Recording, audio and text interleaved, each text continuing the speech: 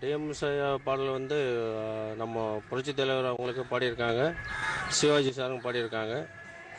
பேசிக்காக சௌராஷ்டிரா இருந்தால் கூட அவங்க தமிழ் பாடல்கள் மேலே அதிக பற்று இருந்ததுனால ஒரு 30,000 பாடலுக்கு மேலே பாடியிருக்காங்க. இது சோக பாடல் பாடியிருக்காங்க, பக்தி பாடல் பாடியிருக்காங்க. அவர் முருக பக்தர் கூட அவர். ஒரு சோகமாக நம்மளுக்கே ஒரு மனசு சரியில்லாத நேரத்தில் டிஎம்எஸ் ஐயா அவருடைய பாடல் கேட்டால் அது ஒரு புத்துணர்ச்சி பெற்ற மாதிரி இருக்கும். அவர் பாடல் எப்போ வேணாலும் கேட்டுக்கிட்டே இருக்கலாம் சார். அவ்வளோ இனிமையான குரலில் பாடியிருப்பார்.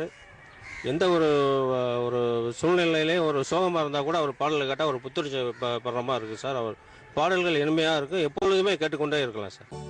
என்னுடைய பெயர் சக்திவேல். நான் மண்டபம்ன்ற கிராமத்தில் இந்திய கடலோர காவல்படையில் பணிபுரிகிறேன். நான் வந்து டிஎம்எஸ் ஐயாவுடைய பாடல் வந்து ரொம்ப காலமாக கேட்டுட்ருக்கேன்.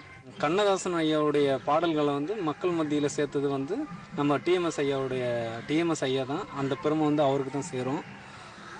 எனக்கு அந்த பாடல் அவர் பாடிய பாடல்கள் வந்து இன்றைக்கி நான் பொதிகை டிவியில் வந்து புதன்கிழமைகளில் வந்து நான் கேட்டுட்ருக்கேன் இரவு நேரத்தில். நல்லாயிருக்கும். எனக்கு ரொம்ப பிடிச்ச பாடல்கள் வந்து ரொம்ப இனிமையாகவும் ஒரு கருத்துள்ள பாடல்களாகவும் நான் கேட்டுட்ருக்கேன். என் பேர் தர்மர் தனுஷ்கோடி. நான் தனுஷ்கோடியில் வாழ்கிறேன். நீச்சல் காலி மையன். எங்களுக்கு தொழில் தனுஷ்கோடி தான். நைட் ஆயிடுச்சுன்னா நாங்கள் அவங்க பாட்டு தான் கேட்போம். டிஎம் சவுந்தரராஜன் அவங்க பாட்டு தான் கேட்போம் நைட்டில். ரொம்ப இனிமையாக இருக்குது எங்களுக்கு. எம்ஜிஆருக்கு தக்கன எங்களுக்கு காலத்துக்கு தக்கன படிச்சிருக்காரு பாட்டுகள்லாம். ரொம்ப இனிமையாக இருக்கும், அதுதான் கேட்போம் நாங்கள்.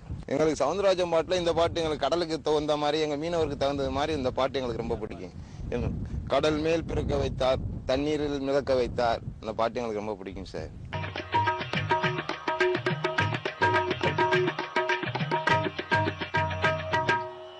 சார், நாங்கள் வந்து கடலில் வந்து இப்போ வந்து தனிமையில் இருக்கும்போது நாங்கள் வந்து எந்த ஒரு ரிலாக்ஷனும் எங்களுக்கு கிடையாது.